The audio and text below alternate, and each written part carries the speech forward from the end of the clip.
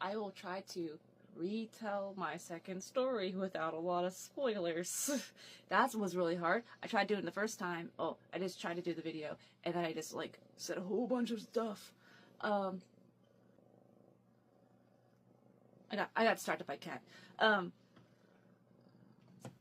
So the book ended with, like, Sterling was like, "I'm out, boy!" And Amelia's like, "I've been brainwashed, and I believe I need to stay here." So she stays there. So Sterling finds this new, like, kingdom who has this, like, magical system of freedom. They have, like, the ability to make their own choices in their life and kind of do what makes them happy, as long as, like, it doesn't affect other people in a bad way. But then there's this thing called the Lucasia Skylight Denver, which is dragon games. So Sterling gets to join these games and have a whole bunch of fun. There is some, like, darker things where he does experience what, like, bullying, and people, I guess, are, like, against him because they think he's like, oh, he's poor, but whatnot, but he ends up having to overcome this.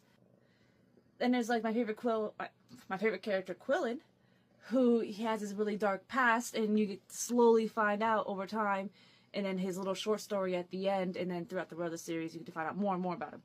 And then, but while Sterling's out having fun doing that, Amelia is back home, realizing just really how corrupt the world that she lives in is, and starts to see the truth, and there's a lot of people dying. And she gets, like, arranged marriage, and eventually is like, I don't want to do this anymore, and tries to run. And then when she runs away, a lot of people aren't happy about that, and the king's pissed. I don't know if that was a spoiler or not. I hope it wasn't a spoiler. But he's pissed. And eventually, Amelia eventually starts to look for Sterling and try to reconnect with him. And then that's a pretty fun book, because the dragon games are pretty fun. But cat, no. Oh.